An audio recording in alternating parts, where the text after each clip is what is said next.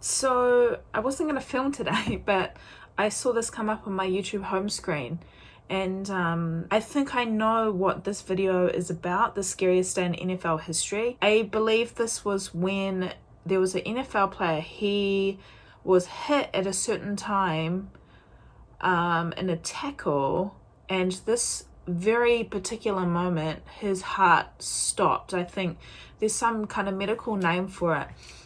His heart stopped, and I think people thought he was going to die for real.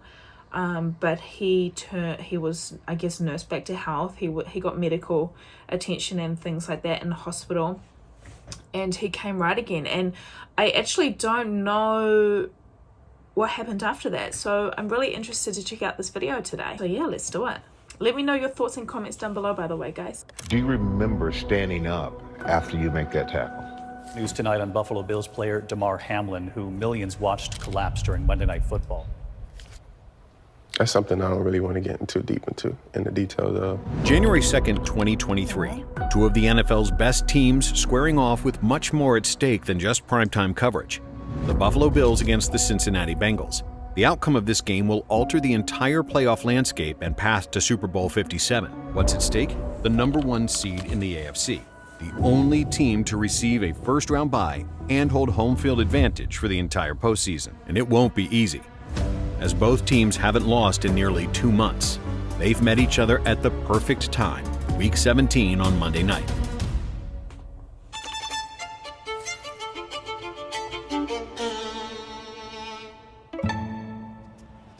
Right away, it looks like the shootout everyone was hoping for. The Bengals attack first, trucking down the field in less than 3 minutes for a Tyler Boyd touchdown. But Buffalo quickly responds with a 25-yard field goal from Tyler Bass. The energy in the stadium is so intense you can't even hear yourself think.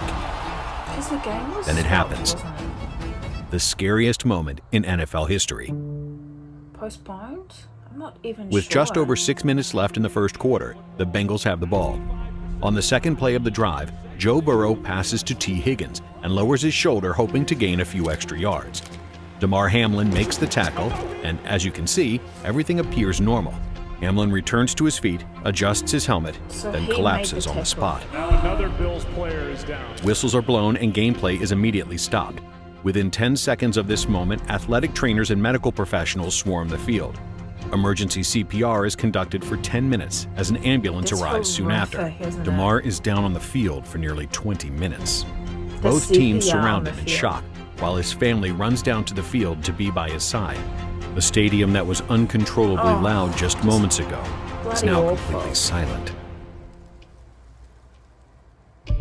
Damar receives oxygen from the first responders, is loaded into the ambulance with his mother, and transported directly to the University of Cincinnati Medical Center, 4 miles away. The ambulance leaves the stadium at exactly 9:25 p.m., 30 minutes after he initially collapsed on the field. You see a cluttered TV broadcast, then hear this from Joe Buck. They've been given 5 minutes to quote-unquote get ready to go back to playing. That's the word we get from the league and the word we get from down on the field, but nobody's moving. As you can see, teammates remain seated, hug each other, and shed tears for their teammate whose status now remains up in the air. After that, During all of this, both head coaches had been discussing with officials, leading to the decision by Buffalo head coach Sean McDermott to pull his team off the field and back to the locker room. Good decision. Another 30 minutes pass, and the game is officially postponed, over an hour after Damar collapsed. Meanwhile, his status remains unknown, as the world waits for what feels like an eternity for an update. Stefon Diggs, other teammates, and Bengals head coach Zach Taylor go to visit Damar at the medical center. But on Diggs' way in, he's stopped by an officer, nearly having to force his way in, stating, "We just had to be here for our teammate." And just outside, an additional 100 fans stand hand in hand in support. Then, finally, there is an announcement on Damar's status. He had a heart attack on the field. Damar was able to regain his heartbeat, but still remains in critical condition. But in the night following the incident, something magical happens. Damar's charity and toy drive, the Chasing M's Foundation, receives an unthinkable amount of donations. Before the Monday night game, his foundation had $74,000 in donations. The very next morning, with the help of over 119,000 new donors, that number had reached over $3 million, and that amount has skyrocketed to over $9 million and counting. But amongst this amazing moment, Nearly 3 days pass without any major updates on Damar's health. Then, on January 5th, not only does the NFL officially cancel the Bills-Bengal game, but the world receives information about Damar directly from the UC Medical Center. His neurological function is completely intact. He is able to breathe with a breathing tube, he can physically hold hands with his family, and he's even able to communicate with writing. The first question he wrote was, "Did we win?" And the medical staff responded with, "You won. You won the game of life." But it gets even better. Right. The next day brings another significant update and 3 powerful words from Damar himself. His breathing tube is removed as he is able to breathe completely on his own. His neurologic function remains intact and he is able to talk to his family. Damar is even able to say his first words to his teammates in over 4 days. In a FaceTime call, he tells them simply, "Love you boys." And the next day brings the NFL's first game action since the incident. Love is shown in incomparable ways. Every single team in the league shows support during warm-ups by wearing Love for Damar shirts. But nothing is quite as special as what the Buffalo Bills had in store. At home, in the final game of the regular season, Buffalo players walk through the tunnel repping Damar's number 3, Damar Hamlin shirts and hats. The Bills run out into Highmark Stadium to a packed-out crowd full of supportive fans. Multiple players carry Love for Damar flags. The entire team graces number 3 patches, and the medical team that responded to Damar's collapse is honored right before kickoff.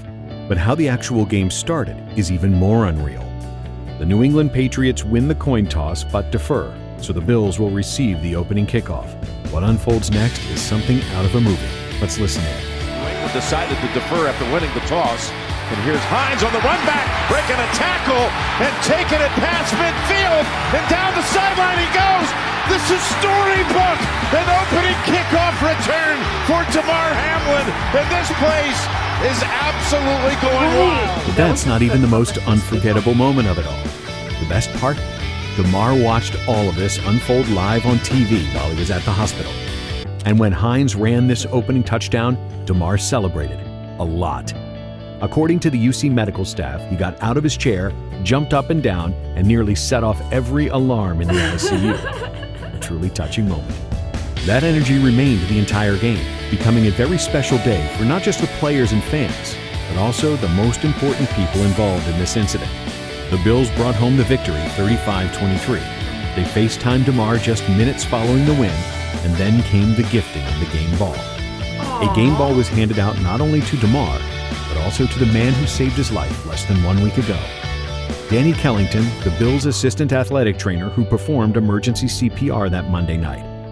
He was part of the essential medical team that was able to bring immediate response to save Damar's life and neurological function. Without them, Damar would not have made it off the field alive. And just 1 day after this emotional regular season closer, Damar was able to return to Buffalo due to remarkable improvements in his condition. On January 9th, exactly 1 week after the event, Damar was discharged from the UC Medical Center and moved to the Buffalo General Medical Center. His condition had been updated from critical to good, and he was able to walk and do physical therapy. But he didn't stay there long. While at Buffalo General, they conducted cardiac, vascular, and neurological tests, and in just 1 day, Damar was able to go home. From this point forward, he was given permission to rehab away from the hospital and with family and his teammates. And just 1 day before Buffalo's playoff opener against Miami, he was able to visit teammates, appearing to be in very high spirits.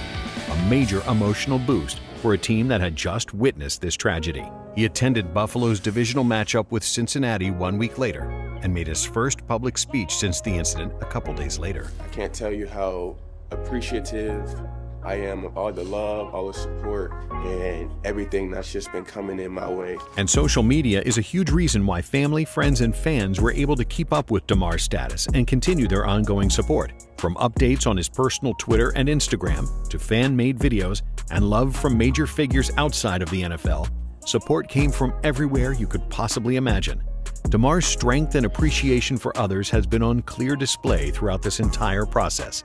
He thanked all the medical staff who assisted him, created merchandise with all the proceeds going to the University of Cincinnati Trauma Center, and even texted his teammate Tre'Davious White in the middle of the night to apologize for putting his team through everything that occurred since his accident.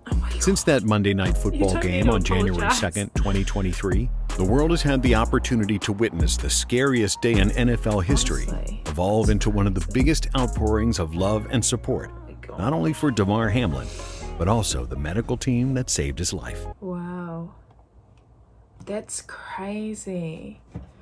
Oh my gosh, I'm just so happy that he turned out to be fine. So does he play again? Let me see. So yeah, he's back. I believe he's back playing.